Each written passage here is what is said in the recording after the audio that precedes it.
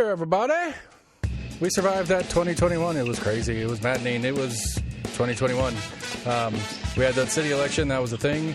But now we're moving on. We got 2022 elections coming up. A lot of races going on there. I've started talking to a few people. I'm still working on my my job listings thing that I've been telling you guys about. It's a lot of work. We're almost in agreement at gmail.com. Find us on Facebook, on Twitter, on YouTube.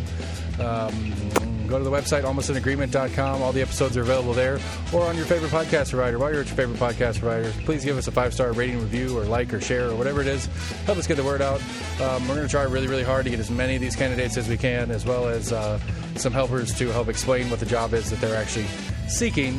It's New Year's Day. We survived. Football is happening. All sorts of cool stuff's going on. So we're going to chat about what we chat about. It's supposed to storm real bad while we're recording. So if the recording screws up, that's why. So that's that. And here we go.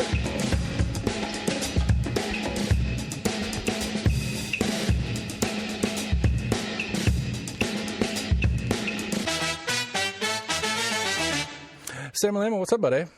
What's going on? Oh, it's a thing. I went out and collected the umbrellas and stuff off the back porch in the yard and tried to nail some stuff down that isn't already nailed down. Smart idea. It's pretty scary out there. We'll see. This might be a really weird. Go ahead. It was really windy earlier. I don't know what it's supposed to be now. I know it looks like we just got put under a tornado watch till like early in the morning. Yeah, I think it's at 3 a.m. Yeah. I mean, it was windy as hell earlier. Yeah, it was. I went through the tornado plan, which we don't really have an official tornado plan at the house, but I made one up real quick and told the kids, it's like, hey, if it gets real bad, this is where we go. This is the safest place we can be if the winds get to that point or we have a tornado come through. So right. I'll be having the one of the weather apps on in the background, keeping an eye on it because it's supposed to start kicking in here any minute. How's it down on your end of town? I don't hear anything going on outside. Yeah, it's we usually hit you first in West Knoxville. Yeah, this one's coming from the south though, more like the southwest instead of straight west. That's what the radar looks like, at least. I haven't been able to see the radar. Yeah. So. But anyway, that's the current weather for everybody. There's a mute point tomorrow when you're... Here's what's happening in your neck of the woods. Here's what's happening 12 hours ago if you're listening to this as soon as it releases at noon on Sunday. I don't know. How was your New Year's? Did you do anything special last night? Nah. Yeah, we had the kids. Kids actually stayed up maybe till midnight. They don't do that very often. Any resolutions? Any plans? Any big exciting news? Oh, nothing exciting. Nothing exciting? I got a bunch of stuff, but I do every year. Keep on keeping on. Yeah, none of mine are like world changer things. I want to lose some weight. I don't want to do that all the time. I want to, I didn't bring my list down here with me. Be a better father, be a better partner to my wife. Those are just kind of generic, just re-upping those ones. I want to get back to, like I did pretty well last year for a while on doing at least 3 shows a week. I want to get back to doing 3 shows a week. I'm going to have to if I'm going to even have a chance at all these candidates coming up. But like a big one, I think a big one that I actually like is a real big one for me is I need to really work on scheduling, like my individual scheduling, getting my day job done, getting what I need to do at the shop done, getting what I need to do for the podcast done while still having family time and all that kind of stuff. I don't know, since school started back in August, I cannot keep everything in front of me. And it's not like it's not that I have that much. It's just like I haven't gotten a good habit of making sure I have notes on when, like, we got real good for a while where we do every Sunday we'd have a family meeting, briefing session, whatever. And it's like, this is what's coming up this week. We got scouts on this night. We got this thing over here. You got the dentist. And so it was real easy at the beginning of the week having everything out in front of me. And I just couldn't get in the habit of that this last couple months. And it was really hard. Yeah. And it's one of those, just getting back in that habit, it didn't seem like I was that busy when I was in the habit of keeping up with it. Now that I got out of the habit of keeping up with it, I feel like I'm busier, which I don't think I am. Right. You're just being surprised by it more, so it feels like it's more busy. Yeah, oh shit, I got a thing. Right. So like, all right, I already know got that thing going on. Yeah, so I need to get, that's on my list of to-dos. Like, I really want to get better at scheduling out stuff. Other than that, keep on keeping on going. I want I really want the West store, the store that you work out at, to make some significant gains. We had a great December, but it's not quite to snuff, for lack of a better word. It's never going to be. That's kind of my MO anyway. I'm always wanting a little bit more, but we still tickle the break-even line. We're not consistently above break-even, and so that's a short-term goal for me. But so nothing, no goals. Nothing outright. Okay, all right. Well, did you do your homework? I had homework for this episode. Year in review? No, the Don't Look Up on Netflix. Oh, no. Oh, man. All right. Well, I don't have a Netflix account anymore. All right. When you get a chance, we got to figure out how to get you to watch that, because it is amazing. Amazing? It's amazing. It's super amazing. I can't even describe it. Like I don't know. It's a really good satirical comedy about the world we live in. Really, it's pretty on the nose about a lot of the media, big tech, government, natural disaster kind of thing. It's about a comet. Anyway. You need to watch it, because I want to kind of talk about it on a clean slate. I don't want to talk about it having not seen it yet. So I really want to talk about it, though, if that's not obvious. I don't know. Yeah, so let's go to your review, though. Like, I mean, I didn't prep anything particularly, but like looking back on stuff, we could start off. 361 days ago was the January 6th incident, and it stayed crazy all year from there. I was trying to remember if that was this year, it was last year. I was pretty sure it was this year. I was like, wait, it was right after the elections. It was the 2020 elections. Right. I was like, wait, no, the 2020 elections was November 2020. Right. So is that stretch between the election and the swearing in on the 20th of January? And I don't know. Like, I don't. Here's one of those things to me is a broader question, I guess, and this kind of can give us a structure for a little bit of a year in review, at least as far as top level politics goes. Like, if you think about it, like, how do you feel Biden has done as president? Like, do you feel like he's done a good job, a bad job? What things has he done that you really think are good things? What hasn't he done that you think he should have? That kind of thing. As far as in the context of his first year in office and us kind of looking back at the year we've had. I think he's done all right. I wouldn't say great, but I don't think there's really been any presidents that within their first couple of years, everybody's like, oh, they're doing an awesome job. Well, because to me, like again, and I'm not picking a point. I don't really have a dog in the fight, I guess. I mean, I do. I'm an American, I guess. But like, to me, that's one of the conversations we had a lot about Trump 2 years ago when we first started the podcast was, Trump had the House, the Senate, and he was the president and didn't get any of the big things done that he said he would do.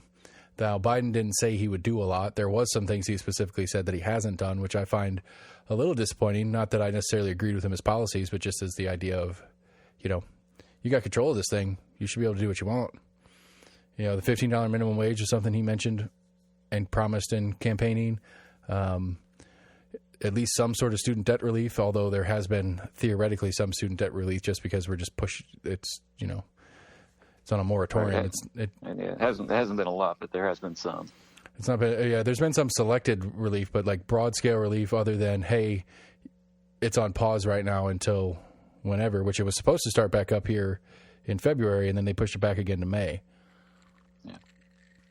There were some people that got theirs wiped away. I think they were able, because there were a lot of them that it was just really stupid clerical errors that were fucking people, where they thought they were, making these payment plans and were working in a certain situation that gave them credits towards it. And then, they're a year or two out and they go to check on it and they were like, oh no, like you forgot to check this. You've got to do this for another 15 years. And they're like, well, no, I worked in this district because working in this district qualified me. Right. But that's, 10, 15. I'm not saying that hasn't happened and I'm not disagreeing with you at all, but that's not, to me, I guess that's not what the pitch was. That's not what was promised. No, right. But I did hear a story on it. There has been some people that have had theirs completely wiped away that weren't clerical bullshit. Right. So but it hasn't been, I guess, as it was promised. Right. Because I think, I don't know, I just think I don't know how I feel about it as a policy. I'm not going to go on whether I like or dislike it as a policy, but Right. you know, this is something that he said he wanted to do. Yeah, I mean, there's a lot of facets to it. I mean, there was some people that, you know, had been paying on theirs for years and finally got theirs paid off, kind of feeling like they got screwed, that, you know, they had so much of their paycheck going to paying off their student loans. And then some people are coming out of college now and they're getting theirs forgiven.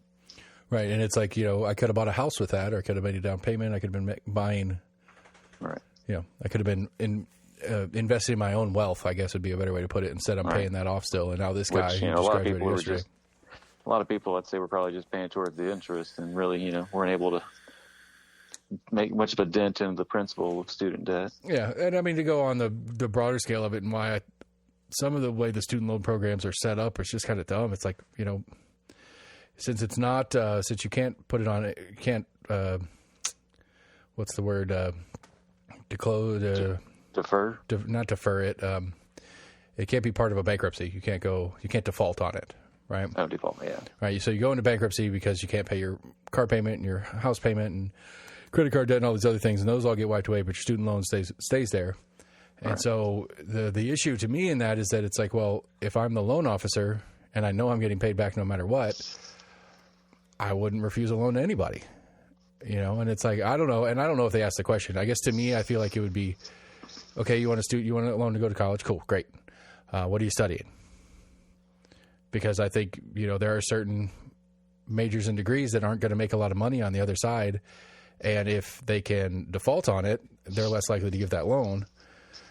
And so it makes it a little bit more of a market transaction as opposed to, well, you know, the government guarantees it and we'll get paid as the bank and then the government will collect from them or whatever. We'll get it back eventually no matter what. So it's a little bit of a messy, I don't know. I think the whole premise of the student loans is problematic from the beginning, but that's not what we're talking about. We're talking about Biden's year in review. I mean, I think Biden gets a win. Biden gets a win for me. We can pitch a fit about the details of how poorly it was executed, but we got out of Afghanistan. That's exactly what I was about to say. You know, that is I don't care who the president is, that got done. And again, we can argue about how poorly it got done, but it's done. We're not there. That the longest, you know, depending on what you want to call Korea or whatever, the longest continuous war that we've had as a nation is over. Right. You know, and it begs the question to look back at, you know, well, let's do a 20-decade review and be like, well, what did we get for this 20 decades of trillions of dollars spent? That's a whole separate thing, but that's a big one for me. I'm super pleased with that. You know, and we could play the what if Trump was still there, would he have held through, because he did start the process, but would Trump have waned because he was more of a bitch when it comes to media starting to shit on him, because media held no punches about how much they didn't like the war ending. So I don't know. I feel like looking back at Trump years, Trump was more susceptible to be getting bitched at and kind of folding when the media starts talking bad about him on certain topics. So. Yeah, he did it on a couple of different things. I don't remember the specifics now. Anyway, you know, the infrastructure bill passed. When I was talking to Matt Shears, I get confused. There's a couple that have half passed, but some ones have only passed one side of the House, but they haven't actually been signed into law. I don't know. That's a good question. I mean, you've had the American Rescue Act. I think that went fully through, but I think the infrastructure bill has only passed the House. I think still needs to go to the Senate. I'm pretty sure the infrastructure bill is passed. It's the Build Back Better one that got stymied by old West Virginia Manchin. Is that the most recent one? Yeah. That they've been trying to get passed? Okay. Yeah, and I mean, if you go back on it, because this is one of the Crystal and Sagar followed real close, and it was fun to listen to. It's like especially the progressives really wanted to Build Back Better. They didn't necessarily want the infrastructure bill. And so they were trying to push them together. They were two separate bills, but they were trying to push them together and make them one, so that the more, quote, corporate Democrats who wanted the infrastructure bill would have to sign off on the Build Back Better, which is much more climate and social services friendly than the infrastructure bill is, which is what the progressives wanted. And so the progressives said, you know, well, if you give us this, we'll give you that. And they tried to push it together. And again, this was Manchin and Sinema and that same kind of crew of people that didn't want to deal with it, who took it apart that way and then proceeded to take the rest of the Build Back Better apart. But Matt was talking about it, and I would be. This would be something that I think would be a valuable thing to exist. Is some way. So like I don't know. To me, the 640 and 75 north up at Merchants, like that interchange, especially coming from the west side. So going from my house up to the North Store, getting off 640 onto 75 through Merchants and all that gets real messy during traffic. I mean, I've gotten on there where it's been back to past Western Avenue's exit of people waiting to get off onto 75 north. Right. And so it gets down to just one lane that's exiting into 75 north. Right. And so I'm curious to see when this infrastructure bill starts going, because this is something like this is one of those things that Matt, Matt Shear's the chair of the Democratic Party. He obviously doesn't like Mayor Jacobs. The party website or Facebook page said they're going to beat him this year. Curious who they're going to put up, but we'll see. But they want. He was talking about like it'd be advantageous specifically for them and their party purposes, but for all of us, I would agree if when these infrastructure things start happening, and Mayor Jacobs and the county commission go out and seek this infrastructure money to do projects, that it is known publicly that this job over here, this added structure over there, the widening of this road over here was done with money from this thing. So it's like kind of credit where credit's due kind of conversation. Yeah. And so they've called out, I remember, I think it was something that was passed in the previous presidency that Democrats had voted for. That you had all these, or maybe it was last year after Biden got elected. There's a lot of GOP that were like, going out and campaigning on all these like great things the city was getting, but it was, passed along bills that they didn't actually vote for. Yeah. And that's great. We're getting this new park and blah, blah, blah, blah, blah. Look at all the great things I've done. Like, wait. No. You voted to not get that. You can't brag about what we've gotten off of something that you didn't want. Right. And I mean, I don't know. I guess that's what that is I agree with you. I think it's playing politics. Right. It's absolutely playing politics. People aren't going to know. At the same time, like at the end of the day, we like all the, not the back rooms, but all the committees and all the different conversation that goes on, especially with one of these massive bills,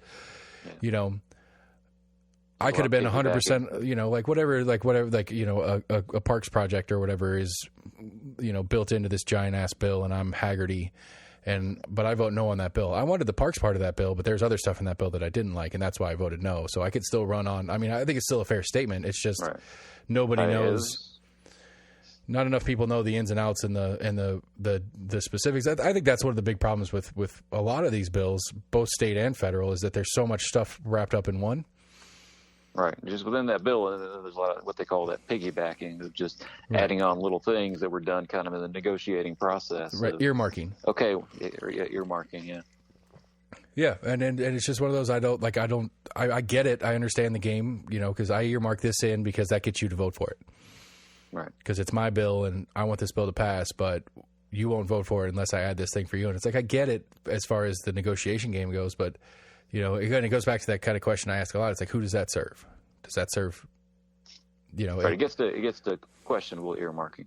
Well, yeah, for sure. Cause we're going to send, like your specific district is going to get allotted this kind of federal grant for this or that.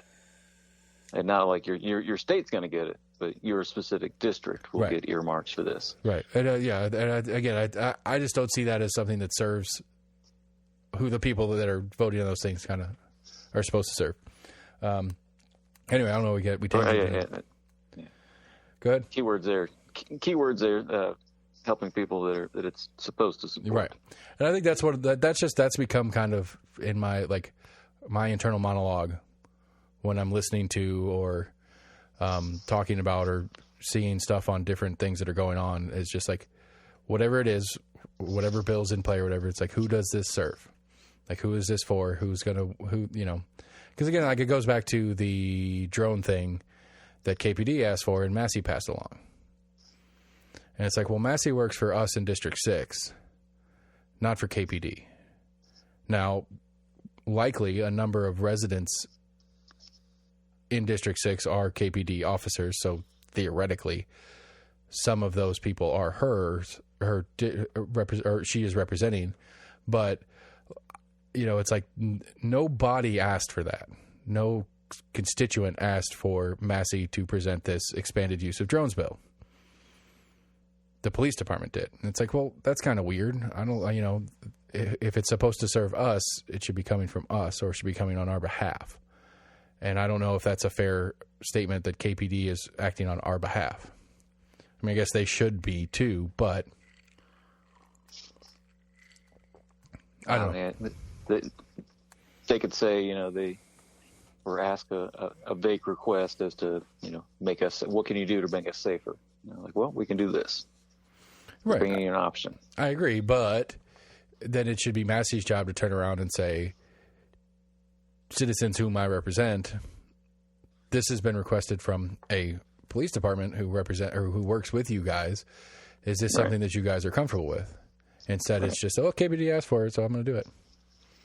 Well, I mean, in that same logic, that kind of instance would come up, almost daily with what our state legislatures are doing. How often are they going to turn around to the general public and get a polling opinion on I agree. something they're looking to do? Right, but the real question, I guess, is how many, like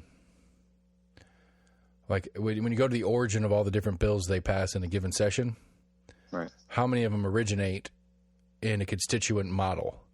Or how many of them originate in some sort of lobbyist group or special interest kind of deal, which, I mean, I'd put KPD under the special interest kind of thing. I bet you that KPD's got an officer whose job is, at least they're probably like the liaison to government or something like that, but they're essentially the lobbyist for KPD. I mean, the school board has one. They talk about it. Like they have, like there is a committee within the school board that is the liaison to legislation, but the school board is a member of a state group, a state school boards, something or other, that has a paid lobbyist that works in Nashville. And it's like, well, again, who's it serve? Like, you and I don't have a paid lobbyist, right? Because we don't have a specific thing. We could. All right, but a lot of the legislators make it sound like they're like, I was just talking to, Mary Beth that, lives in my district, and she was come to me saying blah, blah, blah, blah, blah, blah, blah. So, I mean, some of it's made out to be, they're introducing these bills because some good old person back in their district is asking them about a certain issue they've been having. Perhaps. And that reminds me of one, like the For All Tennessee, which you guys should all check out, foralltn.org, I think. One of their legislative issues that they are discussing, being one of their priorities this year, is the roll call voting required. Because apparently in the Tennessee House, so like Manis and Sam McKenzie and Gloria Johnson and Lafferty and them, in either in the House or in committee meetings, when they vote on something, it's just a voice vote. And whomever is the chair of said committee, basically, I heard more yays than nays. Yays have it. And apparently on one of the ones that they were working on last year, they went and talked to a bunch of a bunch of people they'd been talking to that were in that committee. I said yay, but the chair said nay. Said he heard more nays. And so, like, it was an 11-person committee, and they talked to like 6 or 7 people. So a majority of people said they said yay. But the chair already said nay, and then a time period passed, and that's that. And so they're advocating. Get to a voice, but I think by their rules, someone has to request the yays and nays be notated, and that's when the person that's not involved in it will actually go, individually ask them and actually mark for the record. Otherwise, I think it just does go down to, by the opinion of the chair, the yays have it or the nays have it. Right, and there's only a short window where you can challenge the... Right, that's where it's up to someone else on the committee to say, like, hey, I want the count. Right, but it has to be somebody in the room, and it's like, well, if you don't know that you... Right, it has to be somebody on that committee has to request it. Right, and so, I mean, but to me, again, like, just as the joke I make all the time, as the hiring manager for... I guess Eddie Manis, theoretically, in this situation, I am in District 18. I was a person who voted in the race that he was in. I want to know what he voted for and against. And so if it's only a voice vote and it's just at that point his word on whether he voted for and against it, how easy is it for him to politic that and say, yeah, I voted for that, or no, I voted against that? And he could say, like, you know, whatever the issue is, I could ask him and he could say, yes, I voted for it. You could ask him, he could say, no, I didn't vote for that. And how do we verify that other than if we do it on the show and it's public record? But, you know, if he just says that to us as person to person, we have no way to verify that. We have no way to verify that he's telling different people different stories. Let me be clear. I'm not saying Eddie Manis has done any of this. I just use Eddie Manis as an example. Right. I like Eddie Manis. I think he's a stand-up guy. I'm curious to see how his race goes this year, but... Yeah, I don't know if they take transcriptions of committee meetings. Assuming they take some kind of minutes. So I mean, they take notes on what happens and who says what as far as in discussion. You know, Eddie Manis made mention of this thing, and he, you know, because they do that all the time where it's like, oh, just for the record, I wanted to say that this, and this, and thank you for speaking and all that kind of crap. That's all transcribed and public record. But when it gets down to a yay nay vote, it's just all in favor say yay, and they say yay, and all opposed say nay, and then the whoever's taking transcribed is right. Whoever's taking notes doesn't take who said yay and who said nay, and especially this last year because they were all in masks anyway. So it's not like they could look around the room and say, oh, well, that person, they said yay, because they can't even see their mouths moving. Right. So that's one that's on the doc, or that they're discussing as one of their priorities, and I like that one. I would, I would support a measure like that. I think that's, again, for us as voters, I think it's a fair thing to know. Yeah. Now it's a matter of somebody taking the time to go in and use that, process that data into something logical, because the average Joe is not going to sit there and go find Eddie Manis's voting record on every single thing and be able to really get a good idea what that means. But it's a starting point. If we have decent media that's actually looking into a thing, it could help. Yeah. But I like that. Anyway. You see Knox County is going to lower their, I think it's already been voted, but it's not going to go into effect until July. But on local roads, the speed limit's going to go down to 25. I didn't know. I mean, okay. Why? Okay. Because it's what, 35 right now? Yeah. Yeah. On any kind of road, basically. Or it may have just been roads that go through neighborhoods. I mean, well, I think it's one of those, like, the county, I think, I don't know the specifics, so I'm guessing right now. But in Knox County, if there's no speed limit posted, the speed limit's 35. Maybe that's what it was. Right. Maybe that's where it was. In places, I guess, such as neighborhoods where speed limit wasn't posted. Like my street doesn't have a speed limit posted on it. And so by county law, it is a 35 mile an hour zone. Right. Maybe that's what it was. In places where it's not posted, it's down 25. Which I made a point. They were trying to give it time for essentially, neighborhoods to start getting the word out that, like, hey, you're driving through the road now. It's now 25, not 35, driving through the neighborhood. I mean, I don't know. I don't pay attention to how fast I drive down my own street. Right. I know the houses that have kids that run out randomly, so I know where to pay more attention than not. Like I'm looking for deer in the woods or something like that. But I don't know. It just seems, I don't know. It seems kind of pointless isn't a fair word. Frivolous. I mean, it's not like there's cops hanging out in my neighborhood, radar speed checking people. True. So, not often. I mean, I always say they occasionally catch people, but even 35 going through neighborhoods. I'm not saying I don't do it sometimes, but it's pretty quick. At the same time, I'm trying to catch myself. They're like I remember all these houses. Like anything could jump out right now. Yeah, it's pretty quick. I mean, it's definitely pretty quick in a neighborhood with driveways every 100 feet or so. I mean, it's fast. Trying to think. I thought of something. I shared that one earlier today. The TABC charged a guy.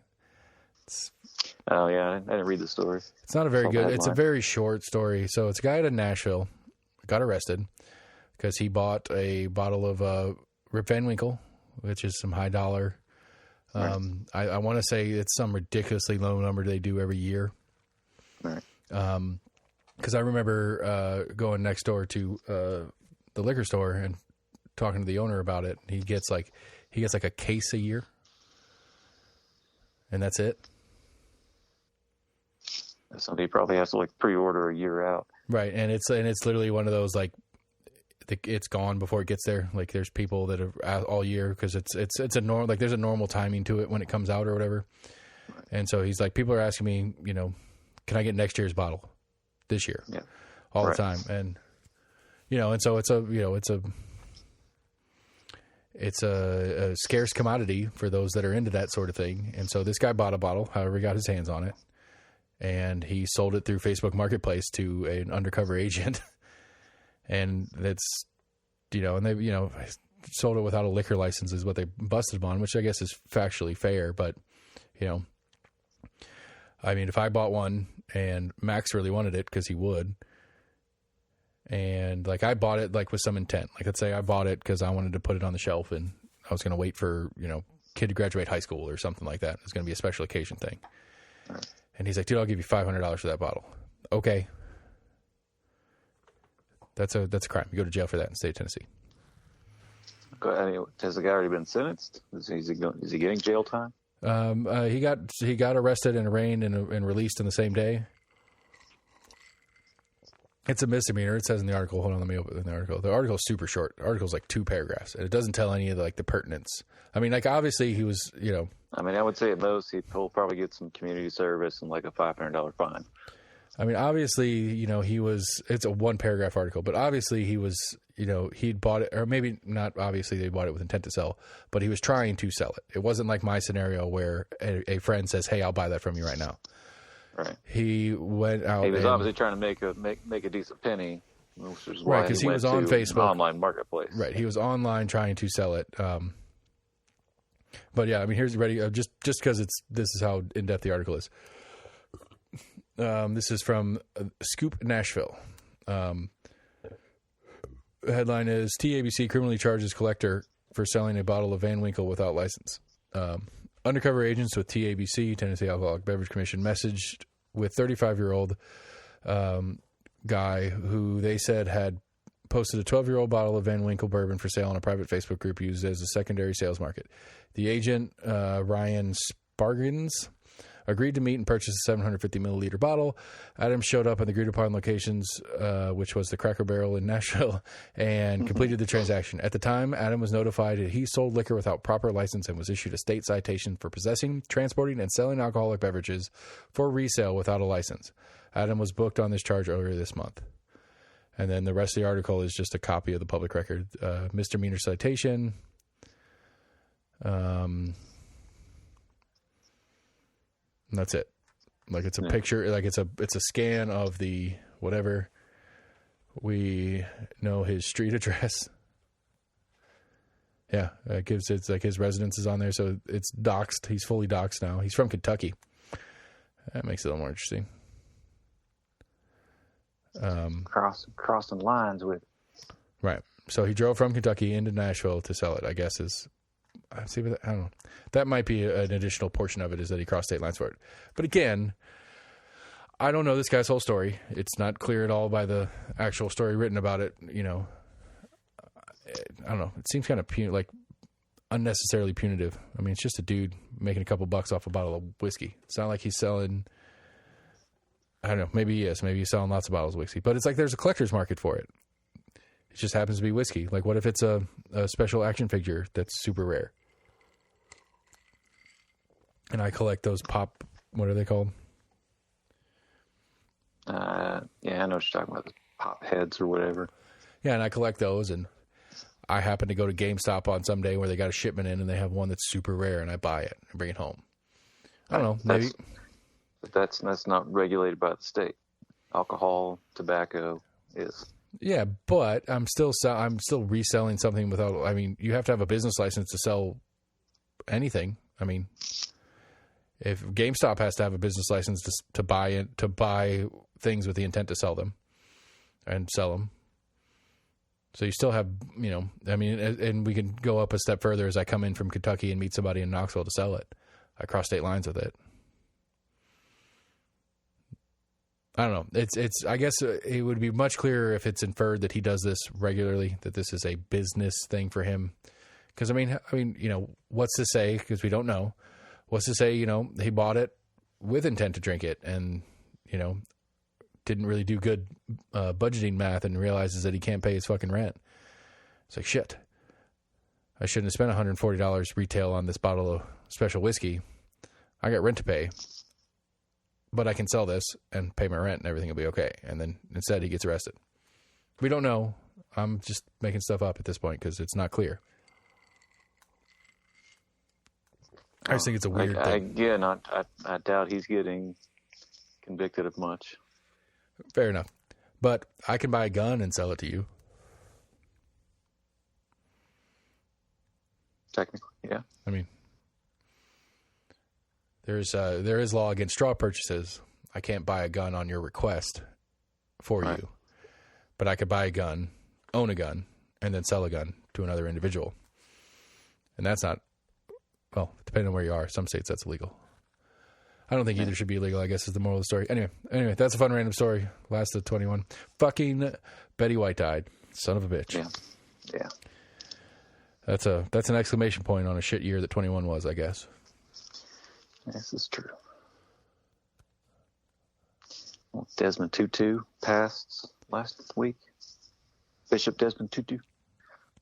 Yeah, it's not Betty White. Doesn't matter. That's true. He was no Betty White. There's not many of A lot them. of people kept making mention that she's been around since TV, but was basically a thing. Yeah, I mean, It's just kind of throwing the exclamation on it. Like, she's been in TV since TV was around. Well, I mean, she was, I think her birthday is in January 14th or something like that, I saw. She would have turned 100 in a week or two. Oh, really? All right, so wind it backwards. She was born in January of 1922. I just thought it was funny that's what everyone was mentioning. Right, One of the main things that was mentioned. Yeah, TV. She has existed from the beginning of TV. There's not many people left that have done that. This is true.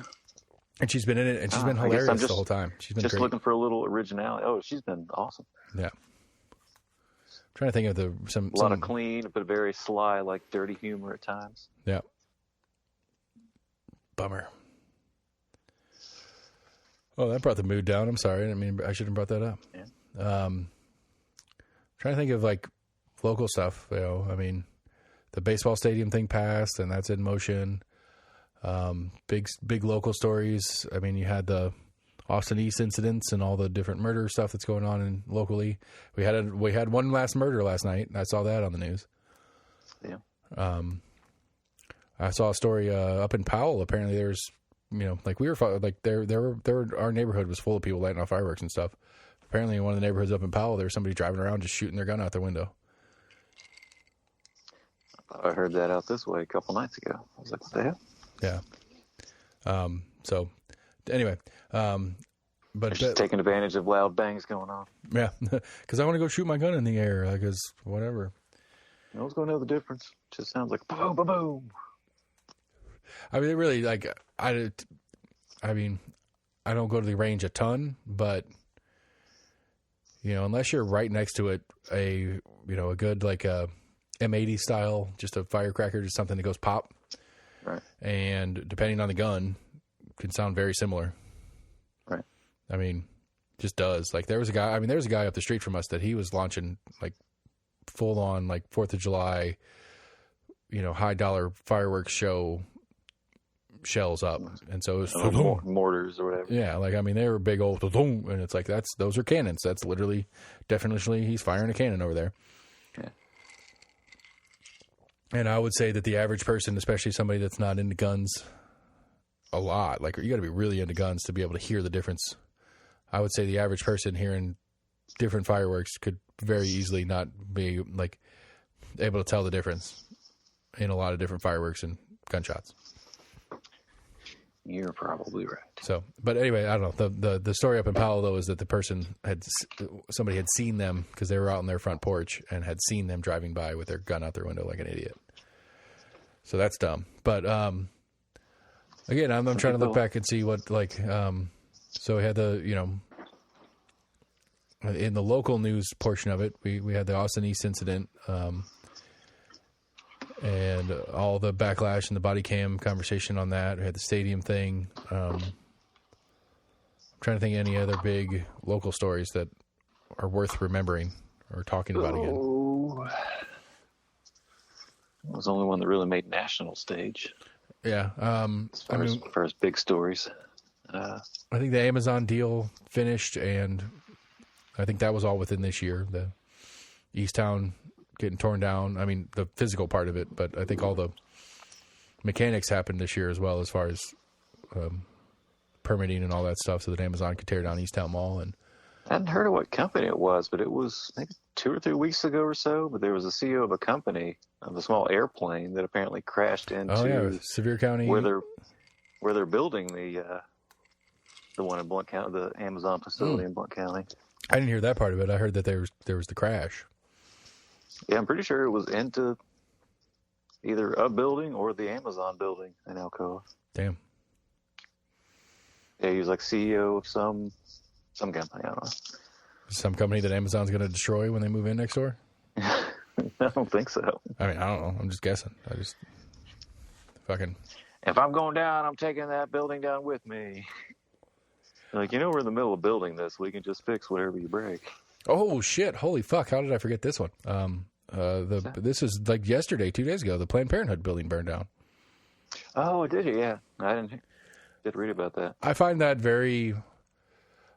reaction very concerning. Okay, so the story as I understand it, and this is according to Jesse at the Compass, is they were closed. They'd been closed for a while. They're doing a remodel. Yeah, I think that's what I'd read. Right. And so, there's nobody in there, none of that kind of stuff. And it caught fire, I guess, early Friday morning. And, totally destroyed or whatever. And everybody's freaking out about it. And like, I understand the inclination to jump to the conclusion that this was arson, that some, right to life angry person went out and burned the fucking building down because they hate the idea of what they do in there so much. Even though the majority of what they do there is not the thing that they hate so much, but whatever. But like I don't know, maybe this is an echo chamber thing on my part because Jesse had posted the story, and since he had posted it, everybody that follows him on Facebook, which most of those people are people that I normally engage with in the colloquially and whatnot. It's like, but everybody's like, everybody's like, there's this group that this group's always there protesting, and this group's always out front, shaming women for going in there and this, that, and the other. And so I hope they're looking at them, and it's like, we haven't even determined if it was arson yet, but that's the assumption, like right off the bat. And it's like, okay, I understand the inclination to go there. I understand how natural it is to say, this is a controversial thing. Some jackass burnt this thing down. I understand that, but I don't think it's appropriate to start running out wild theories when we really know nothing. And especially since it was an empty building. They're in the middle of a remodel. So it's not like the goal of, interrupting services was happening, because services were already interrupted anyway.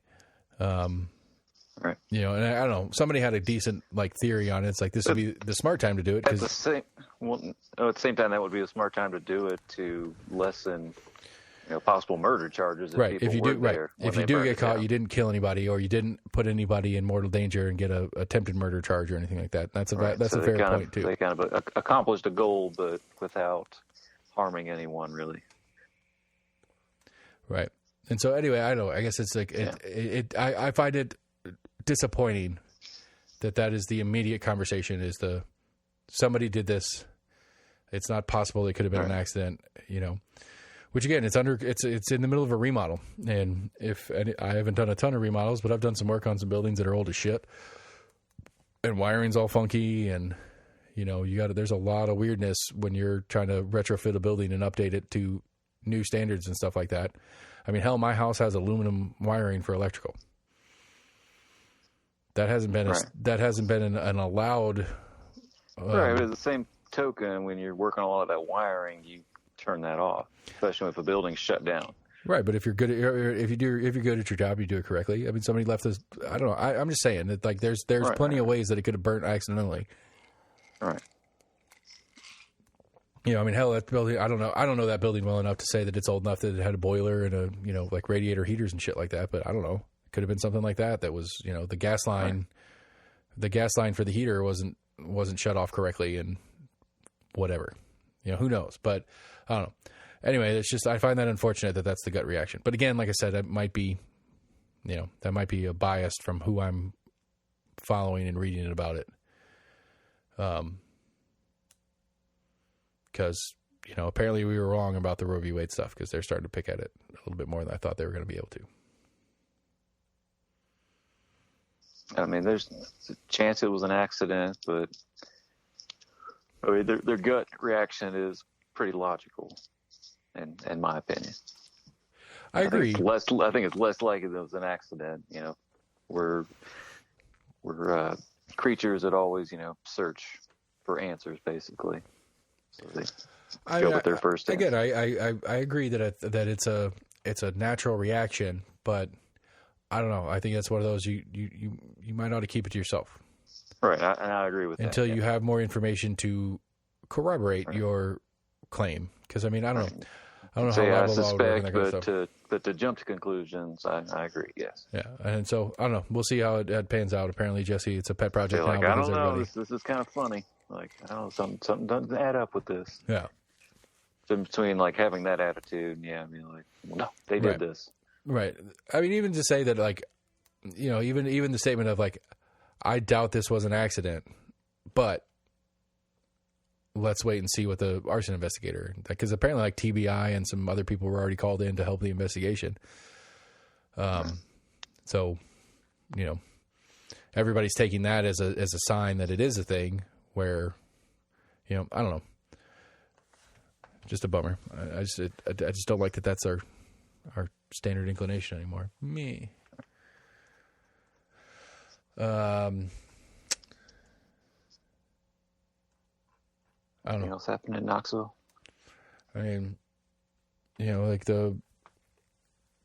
no, I don't know. I mean, there's plenty of stuff. I'm just trying to think. Apparently they did the New Year's Eve thing in World's Fair instead of Market Square, I guess for space. Yeah, I think I did hear that. I didn't really pay attention to it. It's New Year's Rockin' Eve with Dick Clark. Well, not Dick Clark, but it's Dick Clark's New Year's Rockin' Eve that we watch.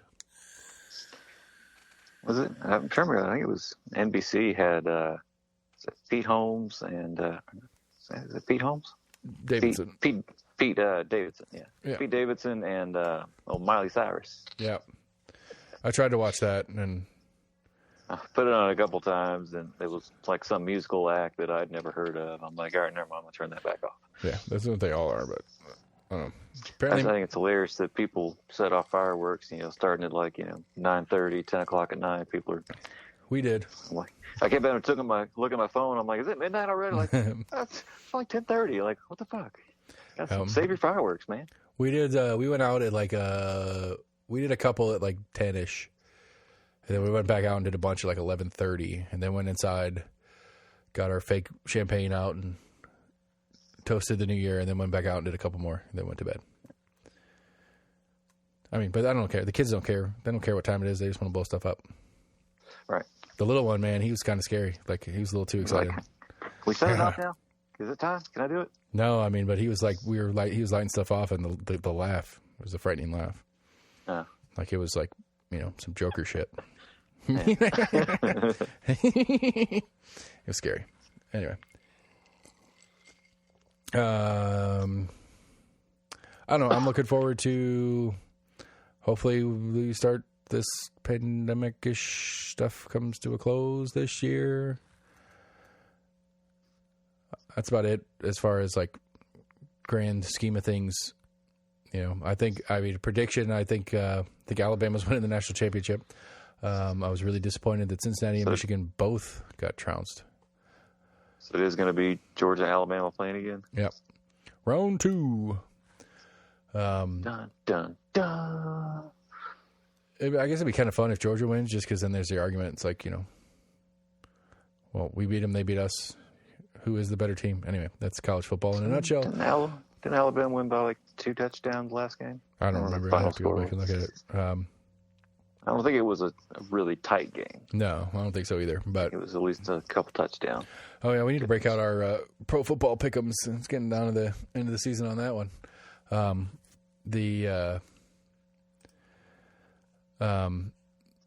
I don't know, just like I'm excited for this 2022 election. I'm scared to death of it. I've said that 1,000 times because there's so many people. But I'm excited to understand a little bit more what's going on. I doubt there will be any significant, I don't think there's going to be any mind-blowing changes. The Democrats are already claiming that they're going to at least steal a couple of seats or whatever, and so we'll see how that pans out. Some of the redistricting that happens is happening. I don't know if it's gone in officially in yet. I think the state redistricting has to be final this coming week. Because apparently they districted Gloria Johnson out of her own district. So the new district, they put 13 and whatever yours is. You got McKinsey, right? Yeah. Yeah, they squeezed most of them into one new district, and it's like 88 or something weird now. And so we'll see. That'll be an interesting thing once it kind of settles down to see who's what there. Because I think Gloria's residence is no longer in. I think because 13 shifted, and a good chunk of it went into this new one that McKinsey takes. The McKinsey district is most of, or something like that.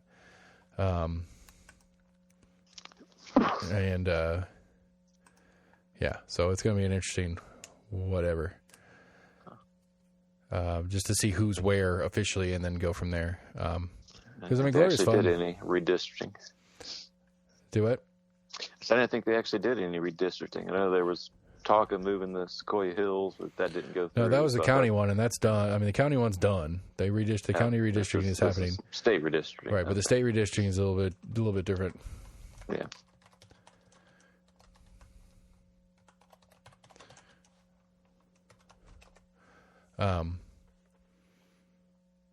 Because I guess it's always done right after the census.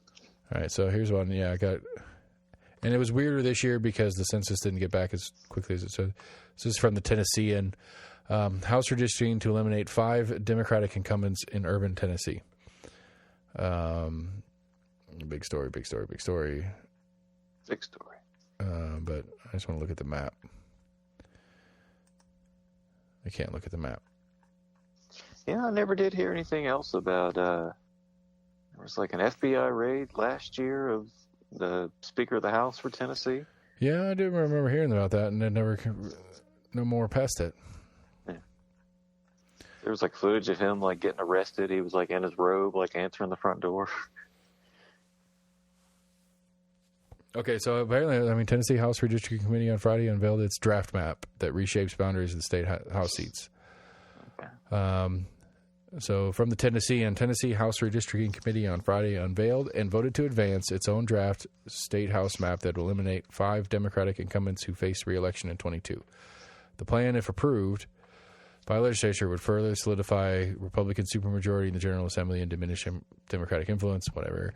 The map presented for the first time in the public and immediately passed by the committee would lump the Democratic incumbents in urban areas such as Nashville, Knoxville, and Memphis in 4 districts. 6 Republicans are paired together under the new district lines, although 2 of the lawmakers already announced they will not seek re-election. The redistricting proposal drew criticism from House Democrats, who argued Republicans reshaped the lines for political gain, House Democratic Caucus Chairman Vincent Dixie, Democrat from Nashville, said the redistricting process reflects Republicans' efforts to rig the elections. Democrats do say rig elections. Anyway, this is probably the most partisan and racially motivated process that I've involved in since I've been in the legislature, Dixie said. They've essentially rigged their 22 elections in their favor. It says it's unprecedented. Johnson told reporters, House Redistricting Committee Chairman Curtis Johnson defended the process as unprecedented in transparency and bipartisanship. Johnson told reporters Friday the committee did not take partisanship into account when drawing the lines. As we were going through the process, Republican, Democrat, we did not look at that, Johnson said. The recommended redistricting plan must go through the regular committee process and come to the floor vote when the General Assembly reconvenes in January. So it's not official until they get back together here in a week or two. I've emailed Manis and Massey's whatever for a what's coming up kind of thing. Like because I know a lot of this stuff already exists. Like a lot of the bills that are going to be presented are already stuff that got rolled over from last year and blah blah. Yeah, or even new stuff. Because I mean, there's one the Delta 8 stuff. I've heard rumor of, but I can't get any. Because I want to try to figure out how to advocate. Right. But I can't. I'm disappointed that I don't know. I'm just not getting anything back. I don't know if everybody's just on vacation and they don't answer emails right now or what. But so far, I'm a little disappointed. They're like, man, this is like the 4 months of the year we get off. Yeah, we're taking it. We're taking this. We're taking December, and we're not doing anything. Especially we had a special session this year. All right. So, anyway, yeah. So that redid. So it's not official yet, but I don't know. It reads to me like that is what's going to happen. And I couldn't. It wouldn't give me a map of. What districts are moving or whatever. I mean, it has a map, but I couldn't pull it up. I couldn't get a better look at it. And that's to say that I know the current map well enough to...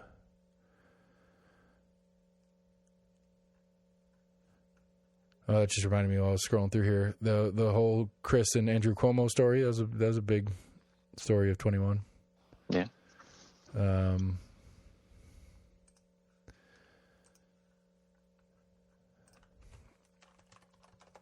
There's a lot of big stories. I'm excited about the Webb Space Telescope. I think the latest I heard was it got past the moon. I saw that. I think it did fully open.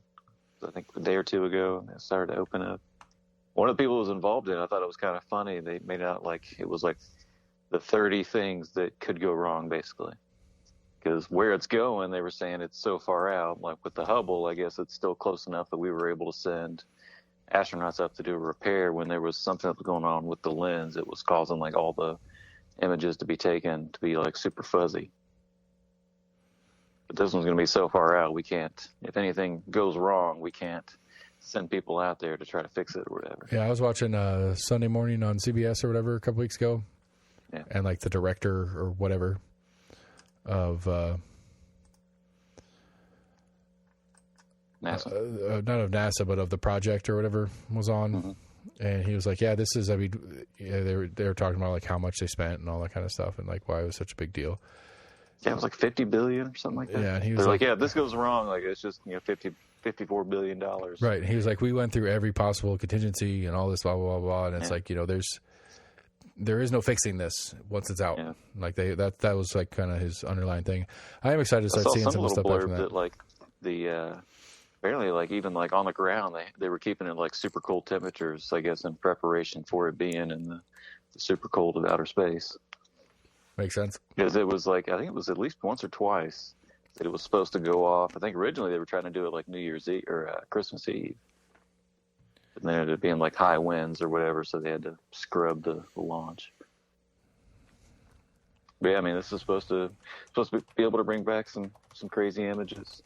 So I think I looked up the other day how long it would take, and they estimated, I guess, once it was up, about 6 months before we really started, I guess, getting true images back. I'm sure there'll be some test images that are done. Yeah, I think it was an estimate of 5 to 6 months before we really started getting a lot of good pictures back. Yeah, I'm disappointed that I hadn't heard about it sooner, because it was literally hey, we're launching it soon, and that was it. Yeah. But whatever. I think it's a cool thing they're doing. I mean, I think it's cool. I'm excited about it. I'm excited to see parts and pieces of it. Yeah, I mean, everybody keeps talking that's what we kind of do when we take pictures of space. We're literally looking back in the past, because it takes that long for the image of what we're looking at to reach us in our view. Right. So we're literally being able to look back so far away as, when different stars were coming about and exploding, imploding. Now, devil's advocate here. I'm not saying I don't think NASA's important and cool. But like $50 billion. Yeah. Like, I'm pretty sure it was Bernie was saying that like 20 billion would solve homelessness.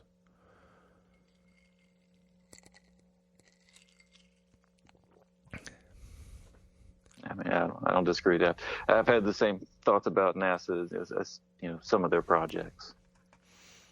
Oh, yeah, it's just I mean, one of those. you could go down a whole list. I mean, that's probably one aircraft carrier, one destroyer. Oh yeah, whatever. I mean, yeah, the military one's a whole separate. Like that one's an easier. That one's a way easier one. Like there's with the way we spend money on military, there's less value for the dollars we spend on military than there is with what I think this kind of project at NASA is worth. Like all things considered, I'd rather spend $50 billion on a cool space telescope than another aircraft carrier or another, fleet of fighter jets to go murder people around the world. Because at the end of the day, there is, I don't know, I guess this would be the debate to have, but I think there's more value to me personally about cool images from outer space than there is about some family getting murdered across the world by our cool planes. Right. You'd have to make the argument that national defense is actually national defense, which I don't feel like it is anymore. It's not defense spending. Like I think that's one of those misnomers they like to use a lot. Not defense. It's defense spending. It's offense spending. It's military spending. It's not defense. I don't buy that fucking, we fight them over there so they don't come over here rule. I don't buy it. Well, I mean, a lot of that defense spending is actually done on defensive things that either never get used or are done just specifically for defense. That's fair point. Either way, just take the offense spending out and actually spend the defense spending on defense, and then let's use that offense spending on, I don't know, homelessness. Or that was kind of cool. The oldest, we were sitting we were driving around, running an errand, and it was a couple nights ago. I was like, hey man, like, New Year's Eve, like some people like to do resolutions or whatever. I don't know if I'd say I do resolutions per se, but I like to, kind of take a moment to think about some things that I'd like to do or like to get done or like to be better at or something like that. It's like, you got anything that you're thinking about or whatever? Like, getting better at this thing at school or, starting a new, like, karate or something outside of school, whatever. I mean, it's a funny number, but he's like, I'd like to give $15. I'd like to donate $15 to charity. Okay. What charity? It's like, I don't know, like homelessness or something, I guess. I was like, okay. I can get you some chores or some projects to work on that I'll pay you $15 for, and then, you can donate that. That's super cool. I was like, well, why don't we do it as why don't we just go volunteer some time? I'll do it with you. We'll go find some people that do some homeless work and we'll go help out and, spend a couple hours, and that'd be worth $15 too. And, you didn't give $15, but you gave $15 worth of work. Yeah. And then so like in my stupid dad way, I start talking about like, well, how do you think we could do? What can we do? And like, he's a big fan of Mr. Beast on the YouTube. Have you watched that guy at all? Have you heard of him? I've heard you tell me about him. Yeah. I mean, it's pretty. I mean, honestly, for the amount of trash and stupid stuff that they enjoy to consume on YouTube and screen time kind of stuff, right? Mr. Beast is not on the list. Like, it's stupid stuff. Like, they're dumb. Like, a lot of the videos are dumb. Like, stupid human tricks kind of thing. Like, just silly little contests. Like, there was one where I was watching with them, and they had like a pool, like inside a warehouse. They constructed it like a above ground pool, right? And they filled the pool up, and above the pool they had like a tightrope, and then another tightrope, and they parade 4 people out there, and they're standing there, like standing on the rope, holding the rope above their head, balancing. And it's like, last one on here is $10,000. And so they just stand there, and like periodically, like him and his friends or whatever will like throw like start shooting him with Nerf guns to see if they can knock him off, kind of stuff. Or they'll like be like, all right, well, here's a floaty with, a new Xbox or some new thing that's high value or whatever. You can get off right now. You can have that thing. And so like, that's the whole premise of like most of his shows or whatever. But like 9 times out of 10, like I can't remember the numbers. I was watching another thing on YouTube, guy was talking about like his YouTube revenue, and it's like $500,000 views a day will get you like $5,000 a day in income. So it's like whatever that 1%, like you get a penny per view or something like that. Essentially, if you get to the point on YouTube where you're monetized, and so like he gets millions and millions of views in every episode, so he's making ridiculous amounts of money. And so like he just gives and gives and gives, like to like right at the front end of the pandemic, when everything went to like to go food only and stuff like that, he made, I can't remember, there's like a name for it now, but it's like a gypsy restaurant or something like that. And so essentially there's the Mr. Beast restaurant, and if you go on Uber Eats or DoorDash or whichever one, and in whatever town you live in, there's a Mr. Beast burger place. And what it is he goes, like him and his team would go out and find restaurants that needed help. And he would go and be like, here's my menu. Here's all the ingredients. Here's all the stuff. When people order it on Uber Eats, it's going to come to you. They can't walk in the door and order it, but it has to go through the Uber Eats order thing or whatever. But it gets them, it gets them income. It gets workers to work and stuff like that. And it's just a way to help out. And like, he does a lot of stuff like that. Like he does ones where like, he'll just order a pizza randomly. Dude will show up delivering the pizza and he'll give him a $10,000 tip. Yeah. And it's like, why? Well, and 9 times out of 10 on those, it's like, we requested this delivery driver on purpose because we did some research and found out that he was, he was trying to finish his last year of school or whatever and was having financial issues. And there was conversation with his mom about dropping out of school, and wanted to do this his way so that he could, get that last bit of money he needed to finish school and get on with his life and stuff like that. Like it's pretty badass. And so like, as far as an influential thing that he's getting off of there, I'm not mad at it at all. Cause absolutely this whole, help out homeless thing came from that. That's good. I like it. I'm pleased that a person like that in the world exists, especially in the stupid ass superficial world that is YouTube. Sure. And he's so good at it. Like, I mean, he's so good at it and so well received, and so many people watch it, and it's all stupid stuff. Like, it's dumb. It's really, I can't understand the content.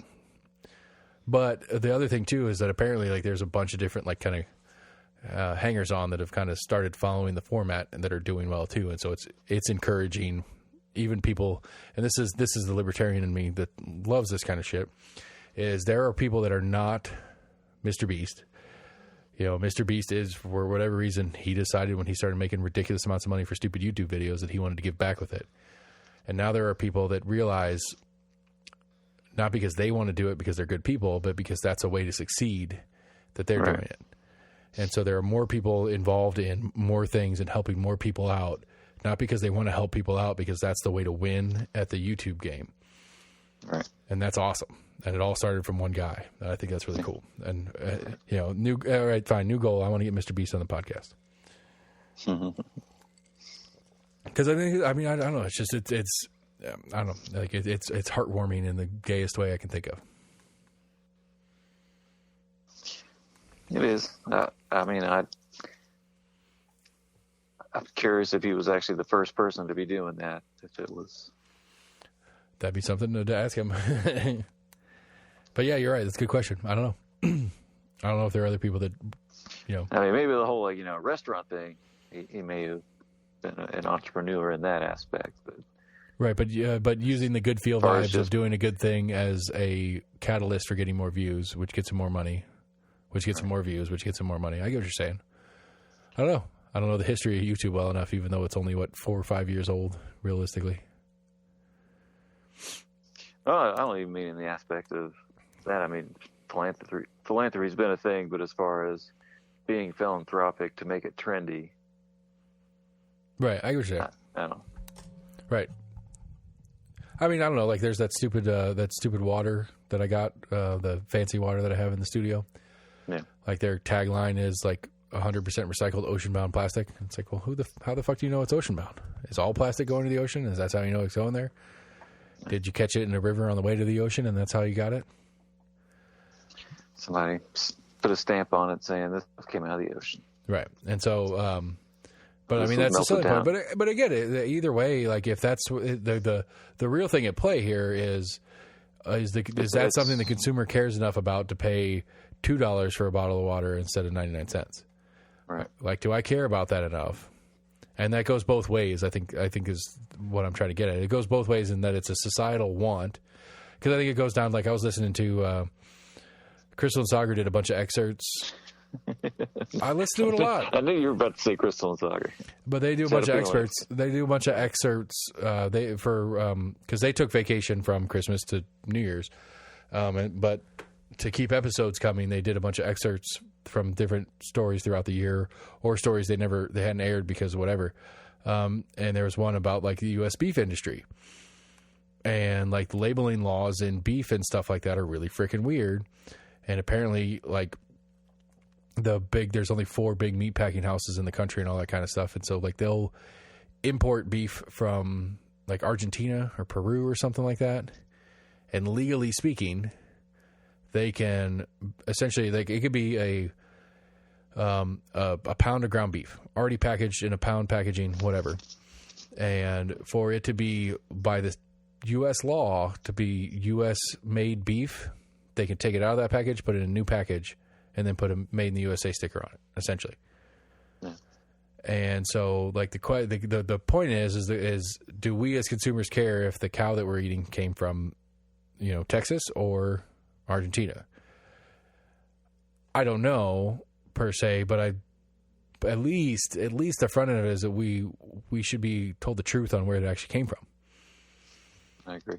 And so like, because again, like the argument is like, the price of cattle and how much ranchers are making and this, that, and the other. And it's like, well, I would be willing to pay 50 cents more a pound or something like that for actual USA beef, because, ranchers need that money kind of thing. And it makes sense to me. Like that whole made in the USA sticker, like that is a selling point in honesty. If it's honestly sold that this is made here. So blah, blah, blah, blah. So I don't know.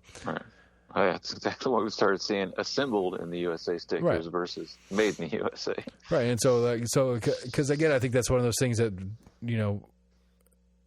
if the culture actually cares about it, if we as Americans, whether it's the philanthropic thing that we're talking about with Mr. Beast, or whether our water bottle is in recycled plastic or, virgin plastic or whatever they call it, or whether it's, our beef is actually U.S. cattle that is slaughtered and then packaged and sold in the U.S. or whatever. If we as a constituency, community, nation care about those things, and that is a marketable thing that can be a market difference in a company's version of a thing versus another, and that marketable thing is I'm willing to pay more for it, then it should be, then it's that is a good thing. And we should encourage that as opposed to allow skirting around and dancing and mislabels and misleading labels, I guess, like the beef one specifically, because it seems to me that people care. Maybe not everybody, but I think enough people care that it's a marketable difference if there's honesty in the game.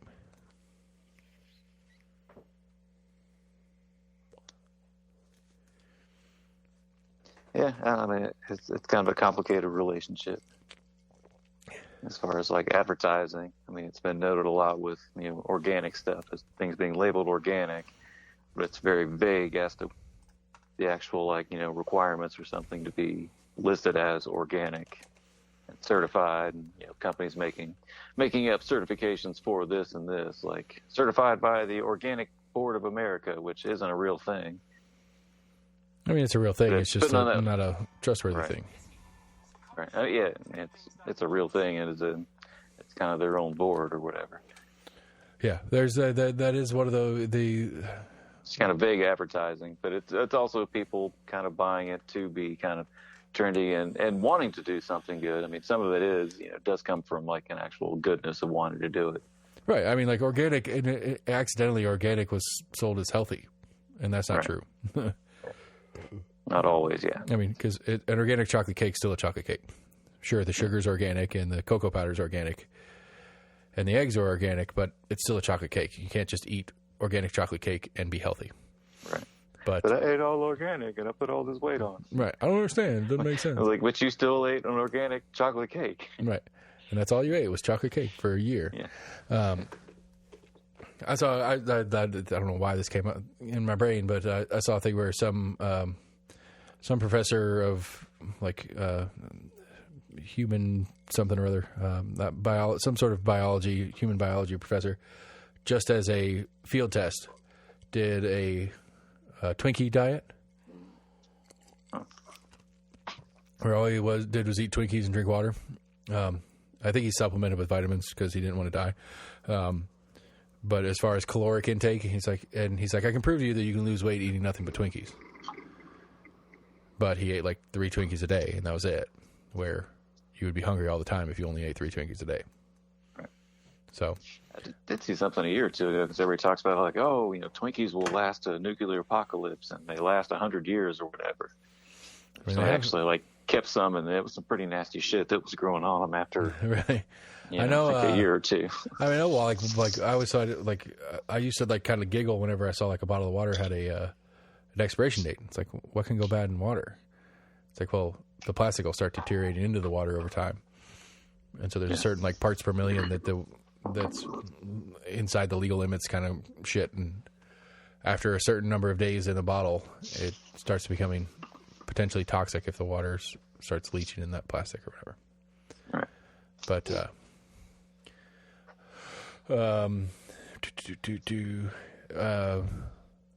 the Apostates made mention, talked about us on their show last week. Did they now? They did. I listened to some of an episode a couple weeks ago. Their most recent episode had their response to me responding to them about libertarians are pedophiles. Which Al said that she knows of libertarian leaders who have argued specifically for the age of consent being younger on a sexual basis. And it's like, okay. I don't know. She didn't mention who she was referencing as far as within the libertarian leadership. Right. Not that I would necessarily know those people anyway, but I really find that hard to believe. At least in the libertarian circles that I follow and pay attention to, I don't think there's much leadership. It could have been just some nut that considers themselves a libertarian leader. Right, like me. Yeah. I'm a voice of the libertarians, damn it. I just, I don't know. Like, I think my only, I mean, they were fairly fair about it. I don't agree with them necessarily. I don't agree that, I guess that's where that's the crutch of the argument is being allowed to smoke a cigarette, drink a beer, take a loan, have an abortion, make medical decisions for yourself. My argument is that the same thing. Theirs is not. Their response is basically like, no, those aren't the same thing, and the age of the individual should be treated differently because those things are different. And it's like, well, yes, they're on the surface they're different, but at the end of the day, are you mentally capable of making the decision to do this thing or that thing? Is my argument. And they think that it matters which of those things it is. And that's where me and my understanding of the libertarian side of that age weirdness argument is always going to be different. I don't know how else to explain it other than if you're old enough and mature enough to make a decision, it shouldn't matter what the decision is. I can't imagine, it doesn't make sense to me that you're old enough and mature enough to make a decision about your medicals, but you're not old enough and mature enough to make a decision about smoking. Now, I will give him this on the pedophile thing specifically, is that, okay, if 16 is the number, and that's my new number that I made up off the top of my head or whatever, if 16 is the number, a 16-year-old is capable of being manipulated by an adult still, and the grooming process of sexual predators and stuff like that, that's fucked up. Yes, I agree with that the predatory nature is different. But, man, I don't know. I don't know. If that's the argument, is that you can be manipulated by an adult, then 25 is the new number for everything. Like, what age are you not capable of being manipulated by adults anymore?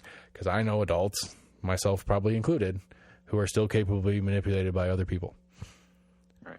Including people older than me, including people younger than me, the media in general, whatever it is. If it's the age at which, right, if it's the age at which you are no longer capable of being manipulated by other people, that age never exists. And I do want to, and while we're talking about them, I do want to kind of take a step back because I did kind of lay into the whole idea is they bitch about stuff but don't offer solutions. We do that too. And we don't do as much solutions as I kind of want to say that we do. But I guess part of my problem with it is that I jump to the conclusion off of who they say they are. They say they're atheist leftists. And so I assume that their conclusions are something in at least the leftist format. And that's where, that's on me, I guess, for that assumption. But it's like, cops suck. Okay, what's the solution? Their solution is social workers. My solution is less cops. But, that's a very quick, short version of the conversation. But I think there's, I don't know. I think part of the thing that's funny to me about talking to, like, listening to them and then talking to Al on Facebook is that I think they have such a cohesive show. They're such a cohesive group. They all agree on everything. Where, like, the conversation about trying to get the shows and doing a show together, I feel like I don't know if I want to do that. Like, I want to do that because I think it'd be fun, but at the same time, I'm the minority on arguments all the time on this show when we have everybody here. What? And so it's like I'm already arguing against 2 or 3 of you guys. How am I going to sit in a room where there's 6 or 7 people, and it's really going to be fun to see. Maybe that's the way I should look at it. It may be fun because I might be disagreeing with you on. We might all be disagreeing on some stupid thing that I say or whatever. But your take on it and their take on it and Max's or AC's take on it are all going to be different. And I think that's what's important about our show, at least, is that we have those different takes. Right. And that it's not necessarily that we come up with a solution, is that at least we have different takes on a story or on what's going on. Kind of looking at it from a different, not necessarily from a different perspective, but a different mindset about an idea, maybe. Yeah. And I think that's one of the things that I struggle with personally more than anything is like this can go in a plethora of thought processes. Is like I struggle to is empathize, right? That's the see it from another point of view.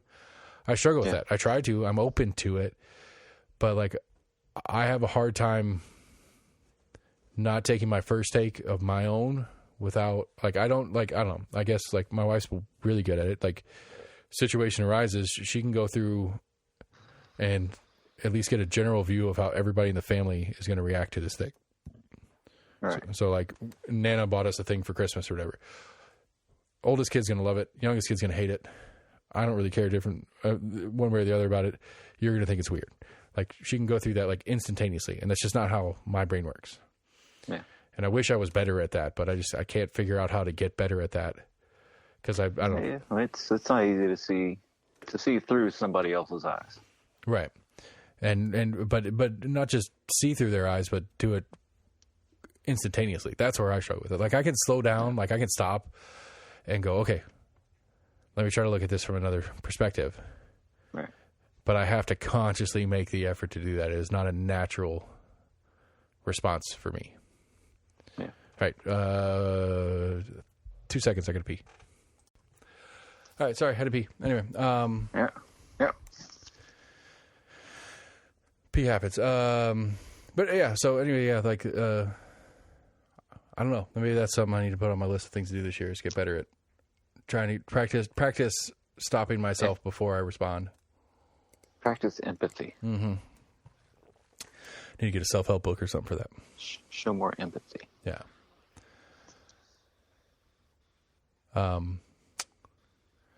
Thought about something and then I forgot. We got an Oculus for Christmas. Have you played on those? Well, what? No.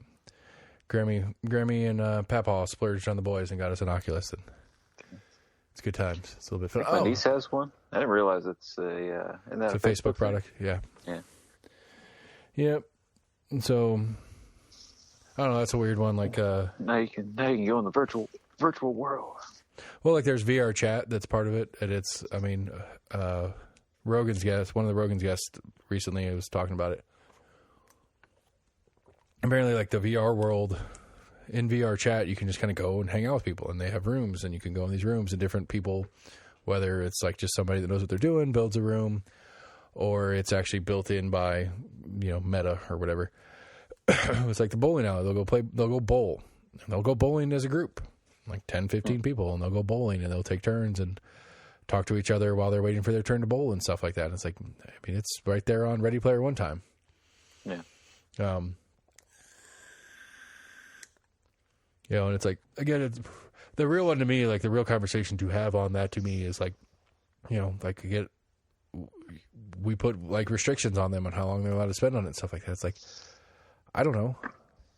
You know, like Rogan's guest, it was, God,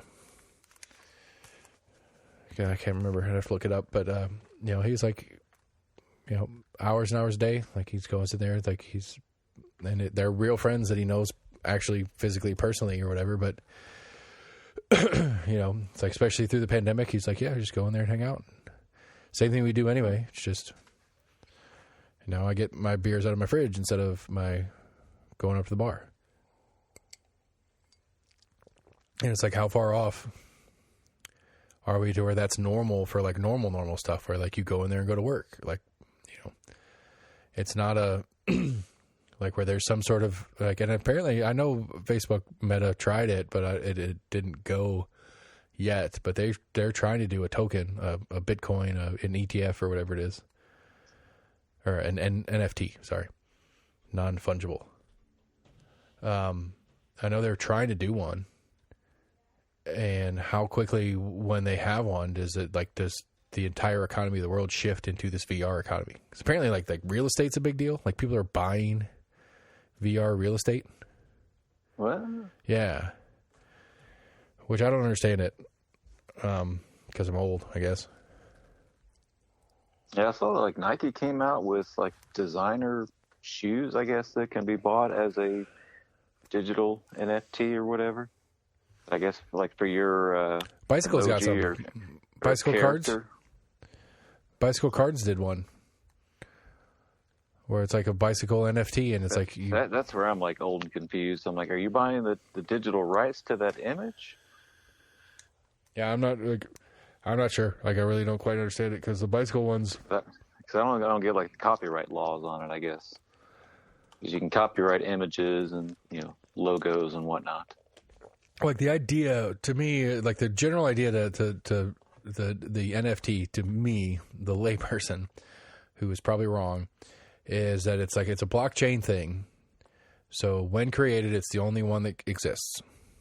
And so whether it's Bitcoin and all the different stuff that's built around Bitcoin, but Bitcoin itself, like there are a number of coins and each coin is numbered and there's only that many that exist and will ever exist.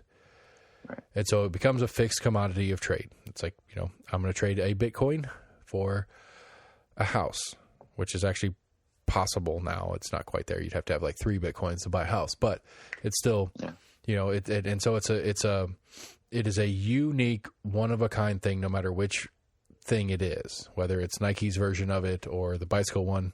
Like I thought the bicycle one, I thought about getting one just because it was cool. Is you get a deck of cards and they send you like a special, like this cool custom deck, not custom deck, but like this cool special deck that is your physical analog for your NFT from bicycle.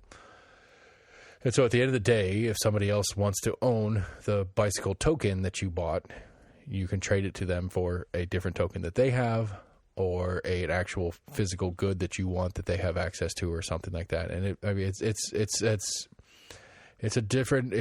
the same theory as regular currency as we know it, is that there is an implied value because the dollar bill is just a dollar bill. It's a piece of paper that's with green ink.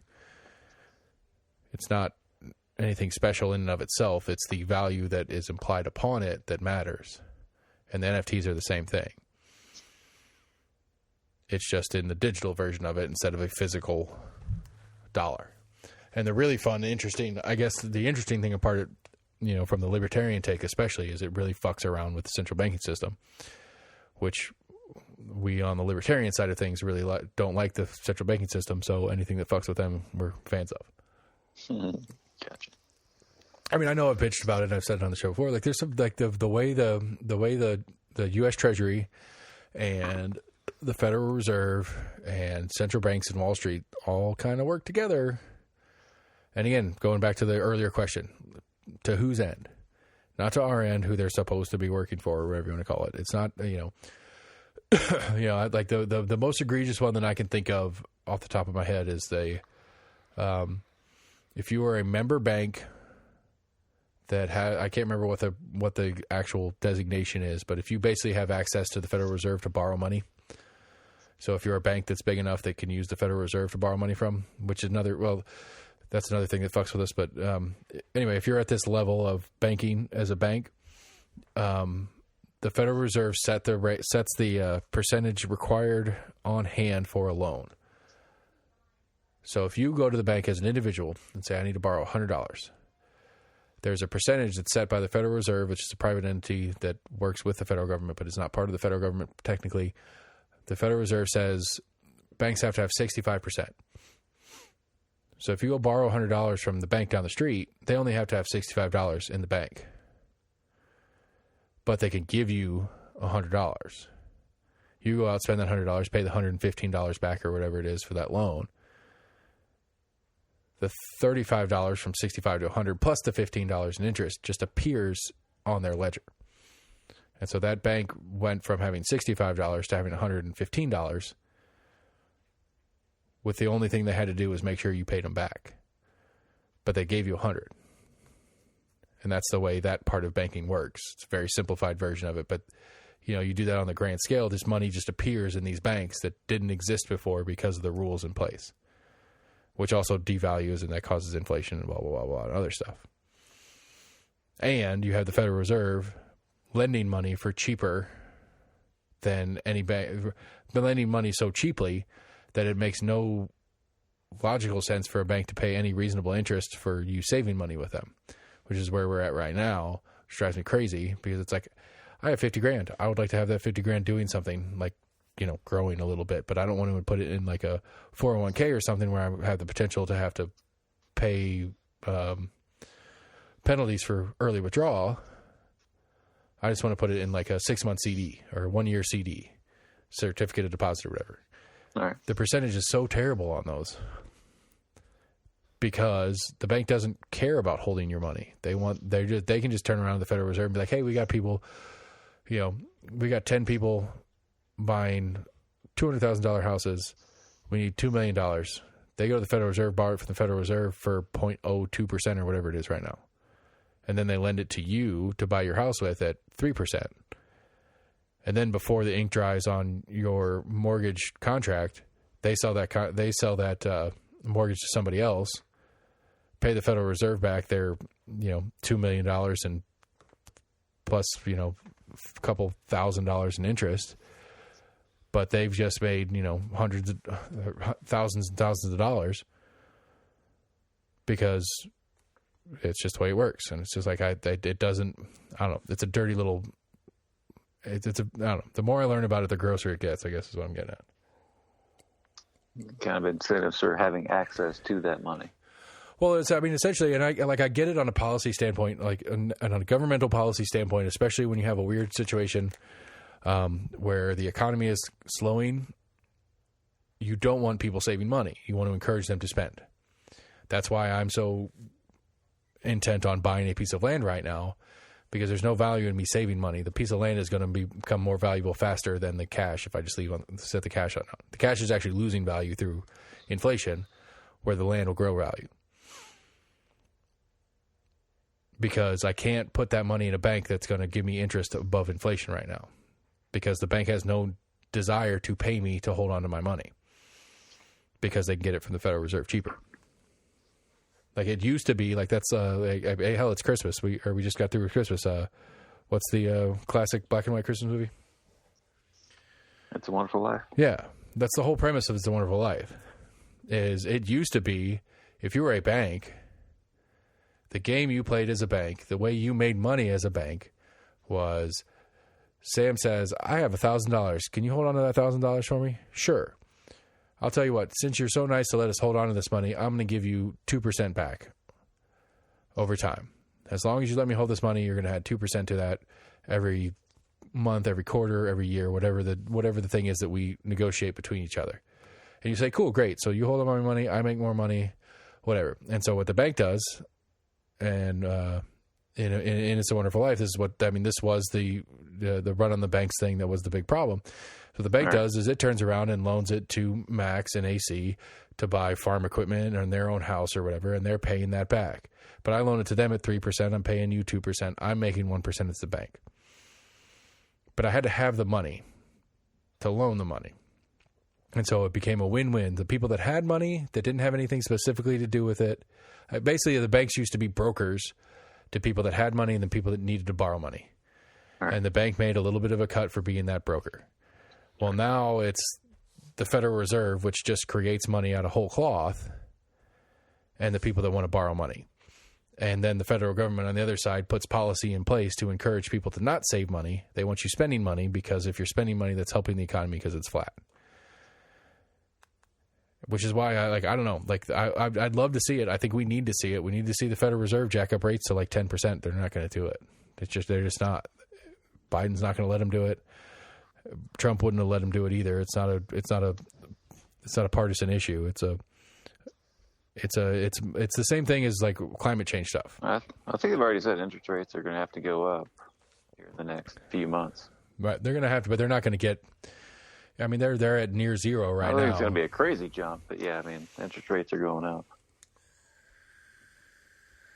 Right, but I mean, guys, the point is, politically speaking, it's the same thing as climate change. There are people out there that really care about climate change. I'll even give AOC credit and say she actually does care about it. It's not just a ploy for her and getting votes or whatever. She actually does care about it.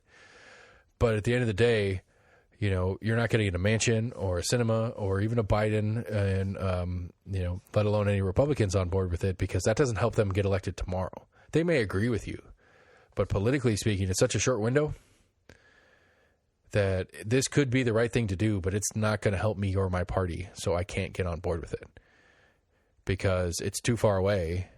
People aren't going to be able to associate that with me and the win, because the people that are going to see the win from a climate change, some real climate change legislation or whatever, the people that are actually going to see that win are grandkids, not even born yet kids. Right. And so that is not politically advantageous for me, because that's not going to get me elected this year until we as a society make it that big of a deal, if we can ever agree that it actually exists or not. True. Because I mean, I was a skeptic, but it's 75 fucking degrees. It's New Year's Day. This winter has made it clear to me that there's something going on. Is that all it took? One warm winter? No, I mean, obviously there's other stuff, but I mean, this certainly. I thought they said on the tail end of this there was a chance of sleet. Yeah, it might snow on Wednesday or Monday, or something. We might get it said less than an inch, but snow here on Monday at some point. Yeah, so I'm going out. I'm going to the last time. This is the last weekend to hunt. I'm going to go out tomorrow morning, like I've been doing the last couple Sundays. The high for Sunday is at 12:01 tonight. It's just going to get colder and colder and colder as this front moves through. And so, I mean, it's still the low is 54, and that's tomorrow at 9 or 10 p.m. or something like that, or that's tomorrow at 11 or 12 p.m. And so it's not going to get cold through the day, but we should be seeing some of those days where the high is weird early in the day thing, not 4 in the afternoon like normal. Yeah, I think I saw later in this week the high was going to be in the low to mid 30s. Yeah, we're gonna. I'm good. I mean, I don't know. Which is more typical January weather. Yes, exactly. I've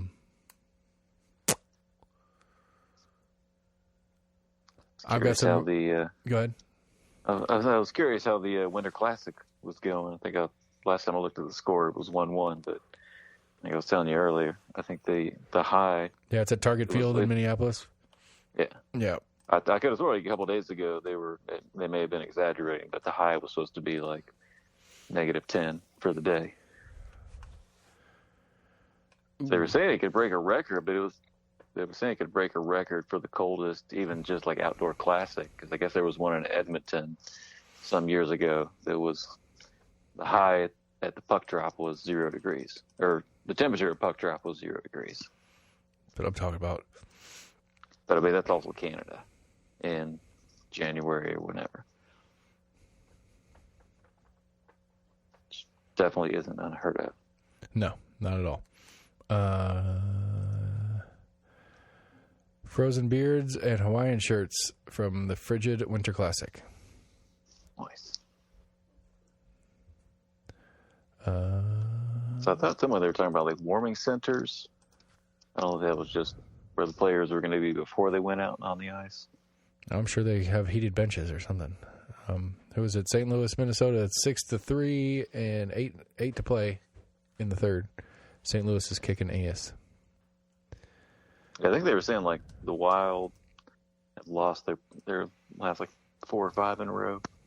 Haven't been playing that well.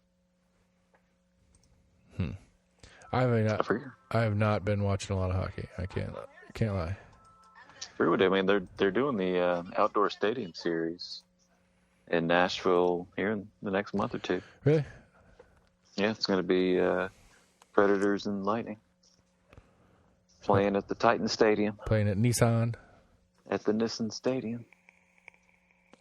I think it's fun. I like it. I'm mad that they're not going to the Olympics. I get it. They lost like almost a full week and a half, 2 weeks or whatever, because they shut down a little bit before Christmas.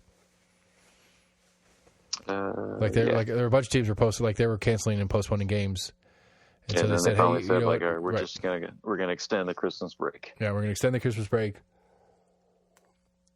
And then a couple days later, it was like, "And we're not going to the Olympics." And I was like, "Damn it!" Yeah, I was really excited about that.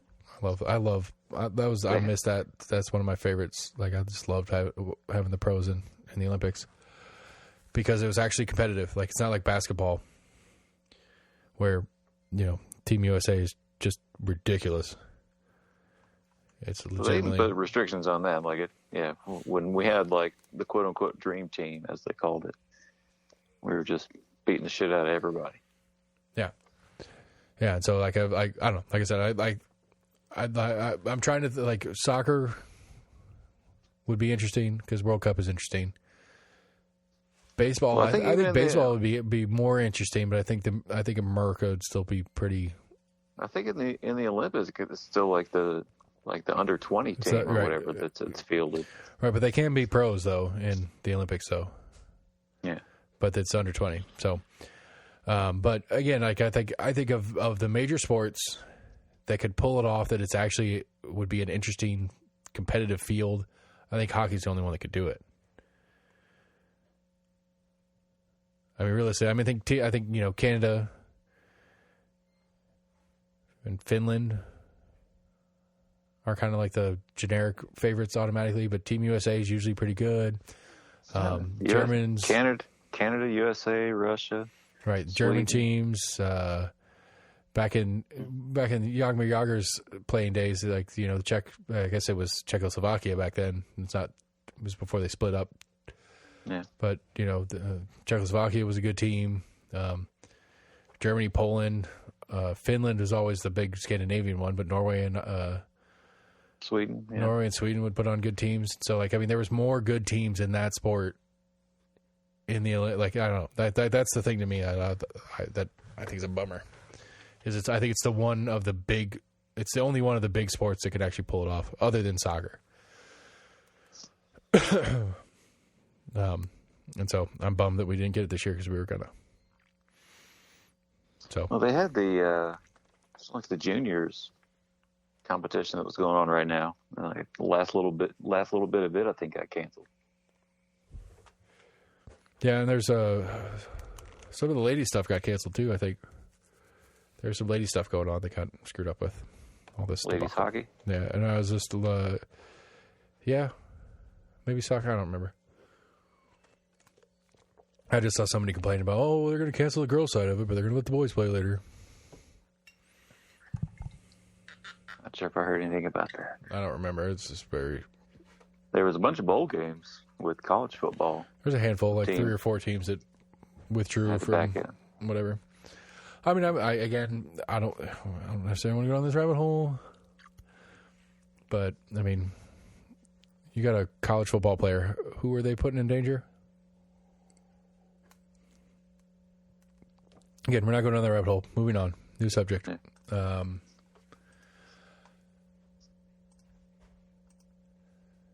Football. No, we're just on football. I mean, I've got our pick 'em up if you want to talk about how bad your picks were, even though you knew it at the time. I was just doing a crapshoot. I mean, the Browns haven't done bad this year. I think the Falcons have done pretty shitty, but all right, Browns haven't done terrible. Your pick to win the NFC divisions: North Vikings, South Falcons, East Redskins, West Seahawks. The current standings in the NFL are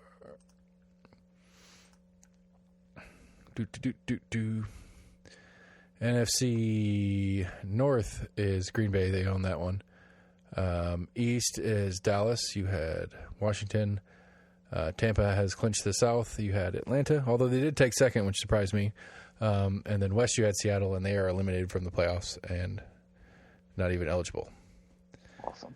All right, so you have a 0 of 4. My picks, I have Green Bay, Tampa, Philly, San Francisco. Green Bay, Tampa, San Francisco is not going to win that division, and Dallas owns the East, so I'm 2 of 4 in the NFC. AFC picks Browns, Titans, Jets, Chargers. That was you. AFC currently is Bengals, Titans, Chiefs, Bills. I had Baltimore, Tennessee, Buffalo, Kansas City. So Kansas City's right, Tennessee's right. Baltimore is wrong, but they're not out officially. And Buffalo. You got Buffalo. I have Buffalo. So I'm looking at right now I'm looking at 3 or 4. And Baltimore is not necessarily out. Neither is Tennessee for that matter. Or neither is Buffalo is not necessarily in either. But Tennessee and Kansas City are clinched. So but Max took the Browns too. He took the Bills with me. You had the Jets. Yeah, the Jets are last of that division and already eliminated for the playoffs. Nice. Yeah, I'm excited. I've got I had 2 futures in the preseason. I took Tennessee. I took the Titans to win the Super Bowl at 2,200 plus 2,200. I think. I put $50 on that one. So if that wins, that's $1,100. And then I have Green Bay. I had Green Bay at like plus 1,200, but I put 100 on that. So I would be happier than a pig in shit if I have a Green Bay Titans Super Bowl because I'm winning $1,000+ no matter what. Yeah.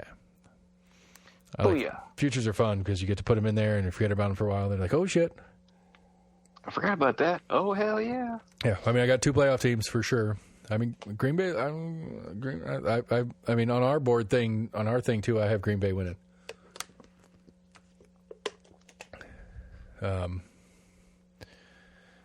Our Super Bowl matchups, your Super Bowl matchups were Atlanta and Cleveland. Not going to happen. I have Green Bay and Tennessee, and I did that knowing I had that bet too. But I really think I at the time I really thought that it is a legit matchup. I think Kansas City is still the odds-on favorite. I think Kansas City is theoretically the best team in the AFC, but yeah. I think Tennessee's got a shot. It's injuries. Tennessee apparently, and this is a sports section of 2 people that aren't very good at it. One that's way less good than the other. But the Titans' injuries this year have been unbelievable. They have had more players. I think they've started more players. I'm sorry, they've had more active roster players on Sunday, on game day, than any team by like a mountain. Like I think your game day roster is like 54. God, we should have one of the other guys on to have this conversation. Game day roster is not that big, and they've had like a 90 something players that they've had on their game day roster. Most teams have like 65 tops. Damn. Now more teams this year are having more than average because you have like. Apparently Kirk Cousins positive for COVID-19, I think. I'm sorry, I didn't mean to make a steroids joke out of that, but I did. Like You know, so you had like when Rodgers was out for his COVID-19 protocol stuff or whatever, they brought up a guy off the practice squad because Jordan Love is now the starter, but they didn't have another backup on the active roster. And so they brought a guy up, and so that was +1 on their active roster for the year. And so a lot of teams have had more active roster players because of stuff like that. Right. But Tennessee has had way more than anybody, like by a lot. Let's say there was a funny video. I'm trying to remember. I want to say it was like the New York Rangers goalie.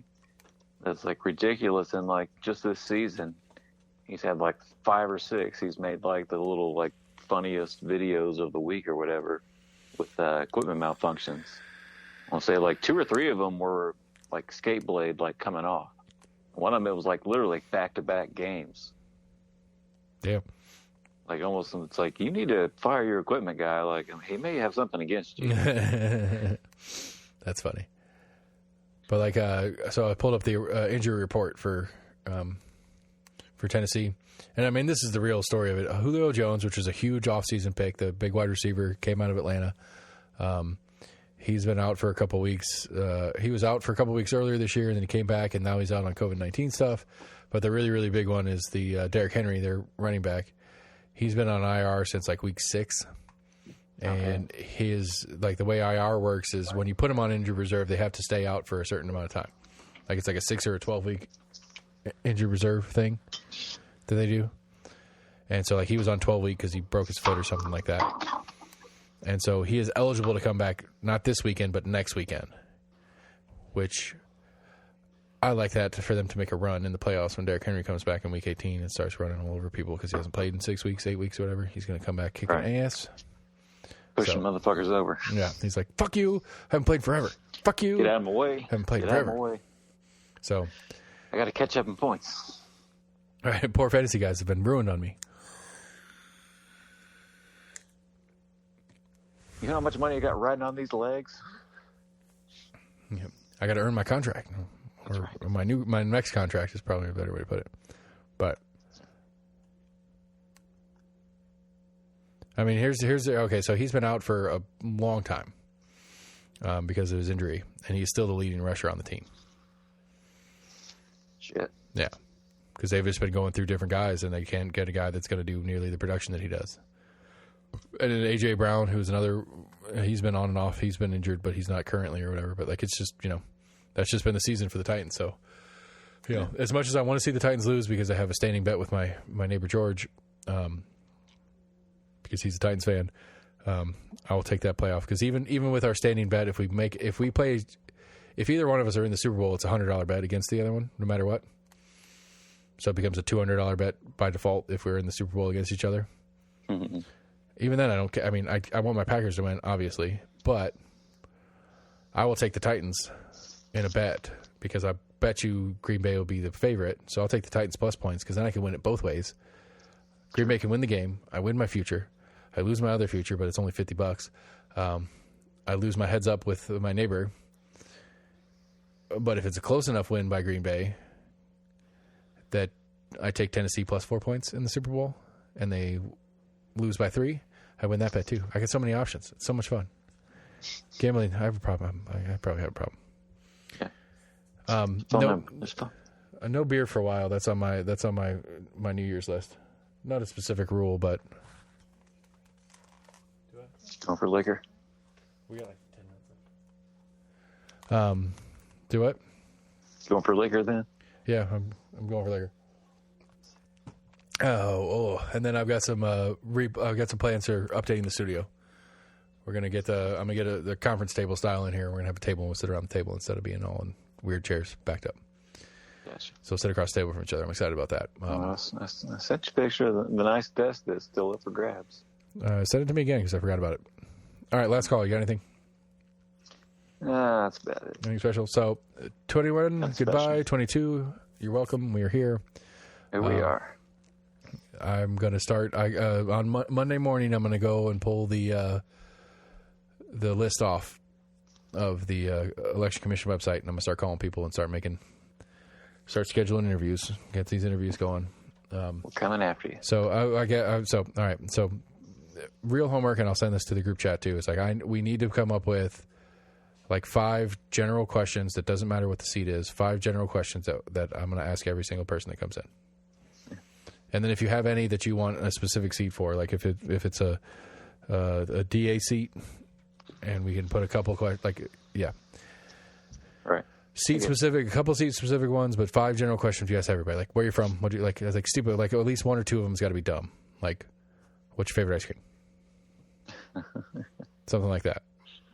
So, anyway, that's the show, everybody. Happy New Year, 2022. Here we go. Boom. Outro. You gonna do it for me? No, thanks. Damn it. I can't even hit the button. Hi, my name's Sam, and I'm doing the outro. Almost Agreement at gmail.com, Facebook, Twitter, YouTube.